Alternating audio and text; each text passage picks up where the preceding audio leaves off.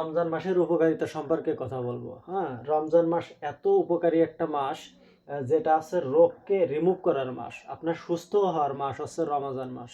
ঠিক আছে, সেটা সম্পর্কে সিম্পল কিছু কথা বলবো। সেটা হচ্ছে যে নাম্বার ওয়ান হচ্ছে যে রমজান মাসের উপকারিতা হচ্ছে যে নাম্বার ওয়ান হচ্ছে ডিসিপ্লিন।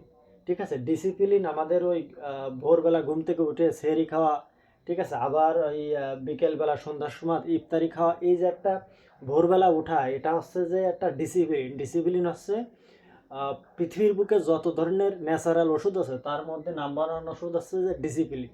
একই টাইমে যে কোনো কিছু করা, খাওয়া, ঘুম থেকে উঠা, আবার ঘুমাতে যাওয়া, এই ডিসিপ্লিনটা হচ্ছে যে নাম্বার ওয়ান ওষুধ। পৃথিবীর বুকে সবচেয়ে নাম্বার ওয়ান ওষুধ হচ্ছে যে ডিসিপ্লিন, যেটা আপনি রমজান মাসে পাচ্ছেন। এবং সারা মাসেই ডিসিপ্লিন ইসলাম যারা ফলো করে তারা তাদের সারা মাসে ডিসিপ্লিন থাকে।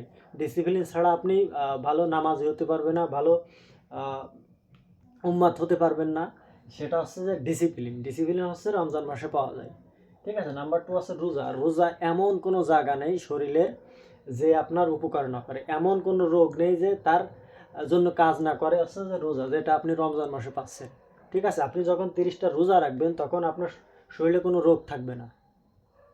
নামাজ, রমজান মাসে যারা নামাজ পড়বে তাদের আছে যে তাদের শরীরে কোনো রোগ থাকবে না, কারণ নামাজের ভিতরে এমন কোনো এক্সারসাইজ নেই যে নামাজের ভিতর নাই।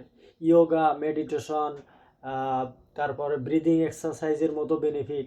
ঠিক আছে, যখন আপনি সিজদা যায় তখন আপনার বডি ইয়োগাতে চলে যায়, ওখানে এমন কোনো এক্সারসাইজ নেই যে আপনার এই নামাজের ভিতর পাওয়া যায় না।